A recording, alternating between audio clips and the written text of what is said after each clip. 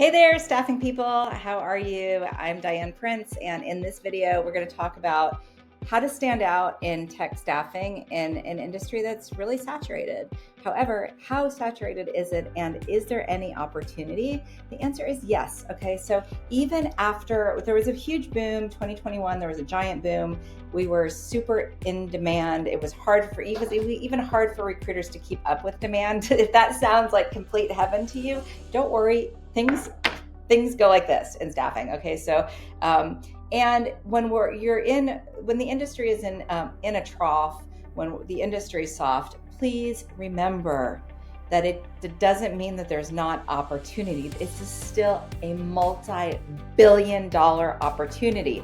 I was just so inspired. I was at an event called the Staffing Sales Summit with other staffing agencies in February 2025, and there are so many agencies, all different types of agencies that are still doing really, really well. So even if the market's softer, just remember the market does pick back up, and like right now it's 2025, the market is softer than it was in 2021, but it's still the same, if not higher. It's actually higher than pre-COVID. Okay, so people who are newer to the industry don't always realize that. Okay, but how do you stand out in a market that is still pretty saturated? Because the same techniques don't necessarily work anymore. So in this video, I'm going to teach you some techniques to stand out and actually get clients and grow your staffing business. So I used to be total cold outreach queen. Okay, cold outreach still can work with email automations, but it doesn't work like it used to. And you really need to do some other techniques in order to truly stand out. Let's face it, we are a pretty commoditized business, and we're just like real estate agents. Really, the way to stand out is to be yourself. Because if you're thinking about what is your unique selling proposition, you might be saying, I don't really have one. Like, I'm the same. I'm doing the same thing. I'm doing tech staffing. Okay, but your unique selling proposition is yourself. It is your personality. That is the one thing that you have that nobody else has. And this goes to the same as if you have biz dev people or recruiters who are working for you, it is the same. Okay, so even if you have systems that you're putting your people through that they're working in, I still encourage you to really have them lean into their personalities, because this is a business of relationships. I'm going to show you in this video common mistakes to avoid and how to stand out in the tech staffing industry, in the market, and get new clients and also maintain your clients. That's really important. Don't forget about that. So the first thing is really make sure that you have a niche specialization. Okay, sometimes now if you are able to create a niche or find a niche that other people aren't doing, that's amazing. That's what I did in my first business. We did title insurance people. At that time, nobody was doing that on a national basis. Okay, there are always new industries, there are always new roles. Right now, AI engineers are pretty hot. Data scientists are also pretty hot.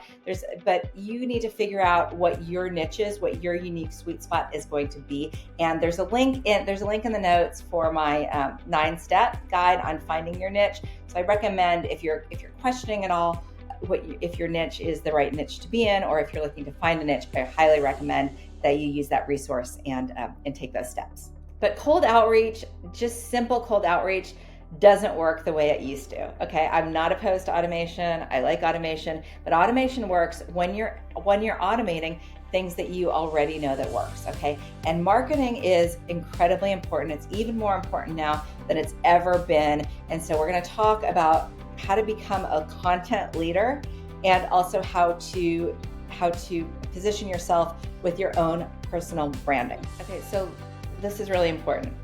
The thing about thought leadership is, sometimes people write posts that are showing that they're the expert in whatever field it is. Okay, pretty much no one cares. Okay, I'm just going to say it, that it's my opinion. But if you're writing articles about, like, for example, you might be writing about how AI is going to change recruiting, or I don't know, other kinds of, you want like more like thought, I don't know, articles like that are more about just more esoteric, I guess, those aren't really working. Okay, everybody's saying the same thing. Everybody can go to ChatGPT and make something, create something that says what everybody else is saying. Okay, do not create content that says what everybody else is saying. It's not going to work. Okay, you want to, your unique selling proposition in staffing is typically you.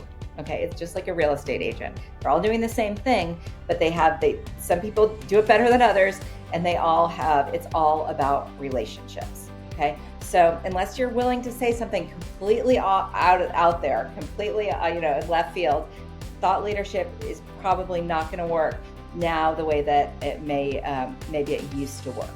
So let's first talk about creating a clear elevator pitch, whatever you want to call it. But really, like what your let's talk about your LinkedIn tagline. That's really your elevator pitch, and what I mean by that is, you want it to be, the purpose of your LinkedIn tagline is so that other people get curious, okay? Get curious about clicking on you and learning more about you.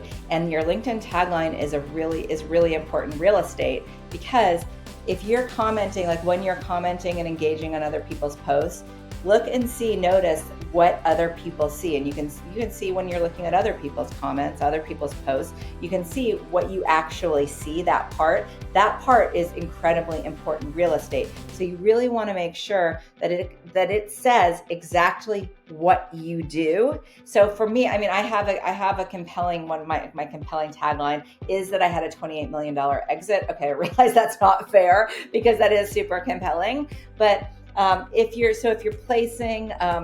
placing finance executives or something, you want to say in that tagline, tell people what you do.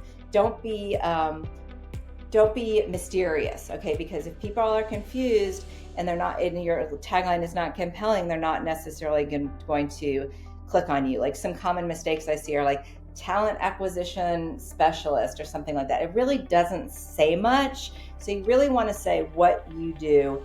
It could be like, I place software engineers, or I mean, I'd be more specific. I'd say like, I place AI engineers or something like that, or finding your best AI engineers or something. I don't know, those probably aren't the best examples, but you can use ChatGPT for this and ask ChatGPT to say, from what you know about what I do, create a compelling LinkedIn tagline, give me 25 options, and then you can pick from there and play around with it. But don't waste that real estate on that like small piece that in your LinkedIn tagline.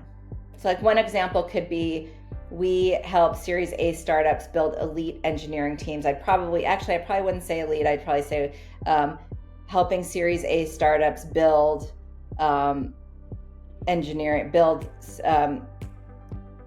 teams in under 30 days without wasting time on unqualified candidates. That's pretty good. But that we help Series A startups, that's good. Like that's just that little bit that people will see, okay? But play around with it. It's probably not the strongest example. So play around with it, find something that really sticks, that really will get people to click on and view your profile, okay? So you also want to post authority building content. And I'm going to tell you something that you probably won't hear from other people, okay? I'm going to tell you exactly how I did it and how I've helped my clients to write LinkedIn content that really gets people to get to know you and actually follow and become total fans of your content. So I opened up Reddit because I want to show you a technique that I love, using the voice of customer. And this is super powerful because it really gets into your customers' heads like you're reading their minds. Reddit is pretty easy go-to for this kind of a thing. It's also a bonus if you can find other communities that are firewalled, because people typically aren't talking about all their problems on LinkedIn. So you want to find, Reddit's great because it's anonymous, so people are really generally talking about how they feel, and you can really get into their like deep, dark secrets. So let's look at this, for example. Okay, so say your target client is our data scientists hiring managers. Okay, so this is great. Okay, so they say, we post data scientist jobs often at my company. 500 resumes in 48 hours. Many of them taking their resume plus our job description, throwing it into the ChatGPT blender, and submitting a resume that is literally perfect. Okay, it would be impressive if there weren't 400 other applicants on the posting that look basically identical. Okay, this is a serious problem that you can solve, okay, because you're the recruiter and you can find this needle in a haystack for them, okay? Does not help to get 500 resumes in 48 hours. So these are things, there's so much that you could do just from this grease skull post, okay? So things, ideas of content from this could be, do you ever post, do you post jobs and get 500 resumes in 48 hours? That doesn't help, right? And then you could say things about that, like here's what I would do if I were a hiring manager. Okay, might be how I would approach a post like this. I might say something like, if I were a hiring manager and I received 500 resumes in 48 hours, here's what I would do. Okay, and then you tell them how to. You tell them what you would do and how to do it. Okay, you're establishing yourself as the expert. And if you're mapping out your process of how you take those 500 resumes in 48 hours and you screen them, you vet them, you figure out, maybe you find the 3 that are really qualified candidates. So tell people how you do that. Okay, they're not going to want to do it themselves. You're the expert. You're the one that has the time. If they want to do it themselves, fine. But you're going to provide value so that people can see. Oh my gosh! Like, look at this. These are all the things that she does, or he does, or they do. So I'm gonna hire them so that they can do it for me. Okay. And then another thing I might say is, does it ever seem like the resumes that you're receiving on your post does it ever seem like candidates are just throwing their resume plus your job description into the ChatGPT blender instead of submitting a resume that is literally perfect? What do you do? Okay, what do you do when you're overwhelmed? These are examples of posts that I would make. Might say something like, a hiring manager asked me. I might say that. Okay, a hiring manager asked me how to distinguish candidates when ChatGPT resumes look literally perfect, okay? Or if there weren't 400 other, have you received 400 applications that look basically identical? Here's what I do. I get that too. Here's what I do, okay? Those are the kinds of posts that really work, that are actually using your ideal client's voice, what they're actually wondering about, and solving their problems. So that way they are going to follow your content. Because your content is useful for them. That's how I approach thought leadership today. So the way I would then approach that is I would sit down and I would write at least 20 posts. I would just set aside a time, could be on a Saturday, where you have a block of time in your calendar just completely blocked off, where you turn off all notifications, and you're going to spend at least 2 hours, or just set aside 2 hours. You're probably going to be able to get it done in 2 hours if you use this technique. Okay, so I'd set aside 2 hours and I would just write posts. Even from that Reddit example I just showed you, you could probably write 20 posts just off of that alone. Okay, so sit down, write 20 posts that actually answer your clients' questions. Most people just are like, oh, what am I going to write about today? You do not need to do that. What you need to do instead is find where your clients are talking and what they're struggling with, and just answer their questions. Just start doing that on LinkedIn, and it is going to be, you're just going to see everything's going to change. Another method to combine with your LinkedIn posting that is really effective is guesting on podcasts. Okay, my A team, it's my virtual assistant team, and if you need a virtual assistant team, by the way, there's a link. We'll put a link in the notes so that you can get your own virtual assistant team. The one thing that my team really helps me organize my guesting on podcasts. I get interviewed on podcasts at least about once a week usually. And so, but we're really proactive on that and making sure that I get on the right podcast. I get a lot of interest from that. That also is going to help to establish you as a thought leader. Now, I'm going to have a note of caution. This is a common mistake to avoid. Please listen. I just put my glasses. Please listen. Okay, listen up. Do not spend your time on LinkedIn talking to other recruiters.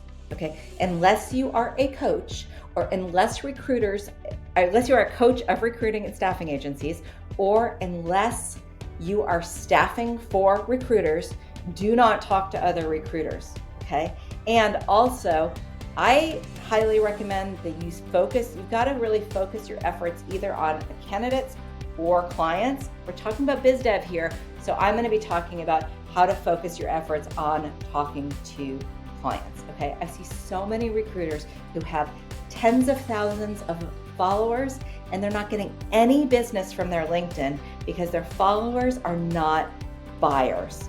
You want to be talking to your buyers on your LinkedIn posts. It is pretty easy for recruiters to get other recruiters and thousands of candidates liking and following their stuff, but you want to focus on talking to buyers, the people who are actually going to pay you money and get your candidates jobs. So really pay attention to that. I don't care. I'd rather see you have 5,000 connections or followers versus even 100,000. And I have talked to people, I'm not kidding you, talked to people 40, 50, even 100,000 followers who are not getting business from it because they're not taking the right approach and they're not talking to the right people and they just have vanity metrics, but they're not converting.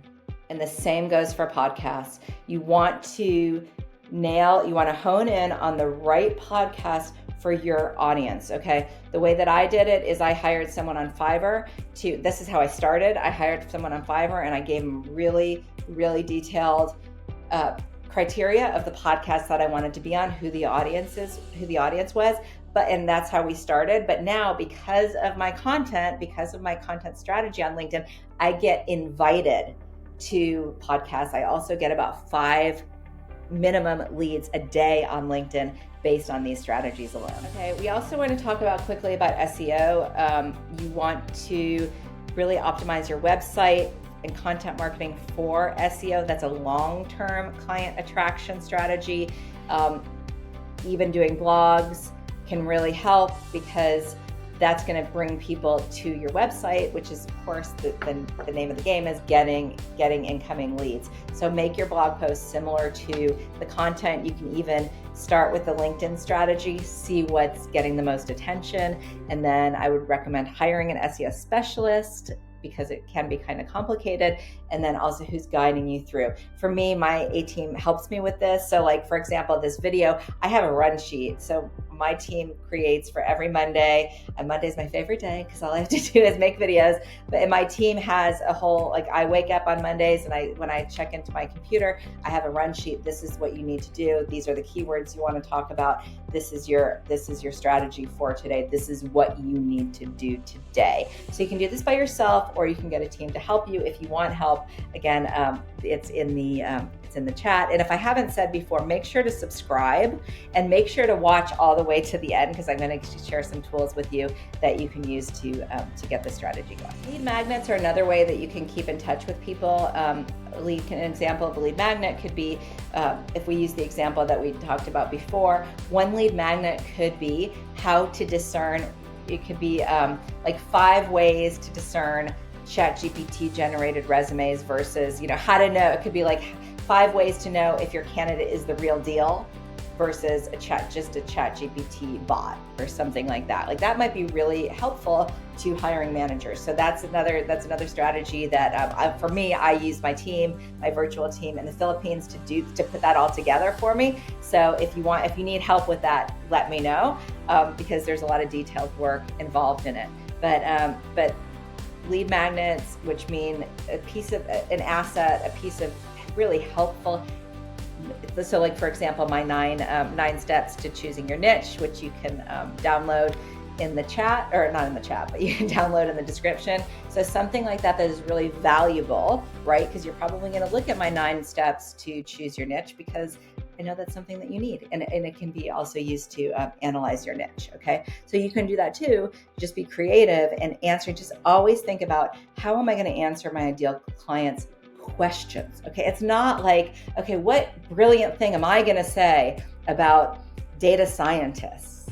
all right? Nobody really cares. Okay, it's more about how can I answer the data scientist hiring manager's questions? How can I be of value and give them something that they can actually use and take away? Okay, and LinkedIn is still the best platform to post. You can go back, like whether in Reddit or in other, if you can get into some kind of closed, paywalled community with your target clients, that is perfect, because you can start answering questions there.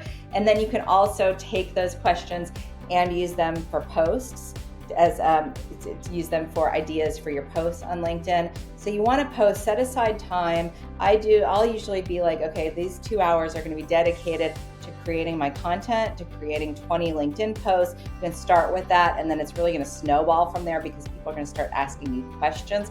Post at least 3 times per week. Okay, if you can't do 5 days, do at least 3 times a week. Okay, and then when you post using the strategy that I just shared. Okay, and then you can do branded content here and there, like if you're doing webinars or but don't just post about your job postings. Okay, nobody cares. Those get lost. Okay, so occasionally you could also do examples of, this is how we place this data scientist. This is what we did. These are the steps. Things like that are interesting. So you could pepper those in. So it could be one post a week can be about using, like, answering someone's question, like from Reddit, and then one could be a case study that you've done, and then I when in doubt, like, I like answering the question, so I just keep answering those questions that people are asking. Just remember, how can I best serve and like really truly be of value and answer my target clients' questions. Okay, and this is important because you also want to engage. So around the time that you're going to post, so say my posting time is 6 in the morning. Okay, it's earlier, 3 p.m., whatever. So let's say it's 3 p.m. in the afternoon. Okay, and I don't like worry too much about like when are the best times to post. You might, I don't know. I just kind of figure out a strategy that works for me, where I know that I'm going to be consistent. So say I'm going to post at 3 p.m. every day. Okay, what I'm going to do is I'm going to start engaging with people. I'm going to get online at 2:30 and I'm going to start engaging with people. I'm going to start warming up my audience and making sure I'm going to figure out like who I'm talking to, who's online. Then I'm going to make my post at 3. Then I'm going to stay on for another half an hour to engage. Okay, engagement's really important. It's going to just really help your post skyrocket. One way to do it, I do have a spreadsheet of people that I want to engage with, but I've also found that one way that really works is if you look at your, before you post, you can kind of figure out who's online, kind of see which of you can look and see which notifications you've gotten of your ideal clients or even your competitors who have recently posted. And then you can click, competitors are great for this because then you can click on all the people who liked their post or who commented on their post, because you can kind of know who's online at the moment. Then make your post and then do the same thing, click on who's liking your posts, and then you can go from there and start engaging on their posts, okay? And it might take a little while to build this up and getting a lot of likes on your post, but it might take a little time, but then you'll start to get there, okay? So you want to engage with people who are currently online, then post, then continue to engage. Okay, and then that's also why that tagline is so important on your LinkedIn, because when you engage, people are going to see that little tagline, and then you want them to be curious about you, and you want them to click on you. Another hot tip, a strategy that works really well for me, my team looks at who's viewing my profile, and then we send them a message and say, hey, I noticed you viewed my profile. First, we look and make sure they're an ideal client, because if they're not, we move on. And then we send them a message and say, hey, I noticed you viewed my profile. Do you need help with anything, or are you just curious? This really converts. It's really, really good. So I highly recommend trying that. And again, my team, I recommend that you work with virtual assistants on these kind of tasks, because look, if you're doing all the admin work, you are the admin. And since I've hired a team, this is totally streamlined and it works really well. Okay, so now let's talk about automation. Okay, automation can work with this but it has to work as a whole system. Okay, if you're just doing automated emails and then your LinkedIn just looks like garbage, you're probably not going to go very far. So if your LinkedIn is on point using the strategies that I just mentioned, then you can also automate client acquisition. So sometimes manual outreach is no longer scalable. Automation tools can help to streamline lead generation. I recommend that you read my blog on tools, on automating tools. We'll put the link in the descriptions, and feel free to ask if you don't see it, but we should be putting it in there. And let's see. So you can use automation, but automation tools can get a bit overwhelming. So sometimes you need help to figure out how to do that. So I would just recommend looking at my blog post on automation tools. Okay, and they're always changing. So whatever it is today will probably be different tomorrow. Okay, so here are some common pitfalls and fixes. Okay, one is no clear differentiation. Okay, which honestly, a lot of us don't really have a differentiation in our unique service proposition, but generic branding and messaging will not attract premium clients, okay? If you are just like everybody else, and by the way, in your outreach, you want to still talk about solving their pain points, just like on LinkedIn, okay? You can see what LinkedIn posts work the best, and use that in your outreach. Okay, so your outreach should also be solving somebody's problem. That is why MPC campaigns, which also stand for most placeable candidate, not minimum, most placeable candidate, that's effective because it's actually solving their problem. So never send out email automation that's like, hi, I'm so-and-so, and I have a staffing agency, and we've been doing this for 7 years, and we place data scientists. That's boring, okay? Solve their problem, okay? It could be like, hey, I noticed that you're taking on this project, and you're gonna need data scientists who know this and this and this. Here's a candidate that this and this and this, and MPCs are a whole other thing. You can also, I have a video on that too, so look at my video on how to market candidates.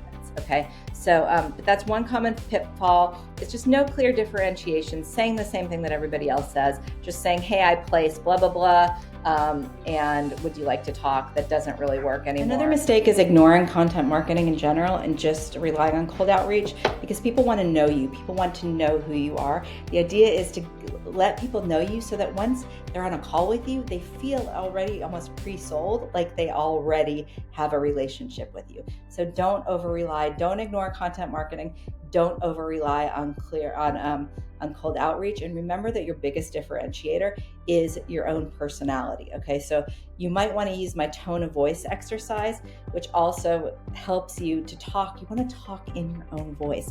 Don't just become a robot, which is ironically, even before ChatGPT, people typically, when you start typing, you sound like a robot. Don't be robotic. Okay, so let's summarize the key takeaways here. So define your unique positioning, which is sometimes just you and your personality, okay? Optimize your content, your SEO, use LinkedIn for lead generation. Use automation and LinkedIn together to scale client acquisition. They go hand in hand. LinkedIn, you can look at it as that's your branding, that's your marketing, that's really how do people get to know you. And then you can also do automated outreach as outreach is sales, and then LinkedIn you can look at as marketing. Try one of these strategies today and tell me how it goes. And you can also book a coaching call or for personalized help, or you can also inquire about A-Team and how A-Team can help you, okay? So implement one of these strategies today, give it a try, let me know how it goes, and book a call if you want to have a coaching chat. And you can do a one-off coaching chat, or you can join my group, or you can also ask for A-Team help to actually implement these strategies for you in a done-for-you way. And here's some extra prompts. These are some bonus tips that you can do to create some content. One thing you can look at is like, what is one bold statement that I can make that no one else is saying, okay? What proof can I showcase? Client testimonials are always great. Anytime somebody says something good about your agency, ask them, hey, and make it super easy for them. This is what you said, type it out. Can I use this as a testimonial? Okay. And then, how can you highlight your strong differentiator? Remember, it's you. It's about you. Unless you have a super unique niche, which you might, which would be awesome. You can also really remember, show your personality. People like to work with people who they know and who they like. So use your personality. Be yourself. You're going to have more fun doing it, and you're probably going to get more business. So make sure to subscribe. Let me know what you think about this video. Let me know your takeaways, and let me know if you need further help.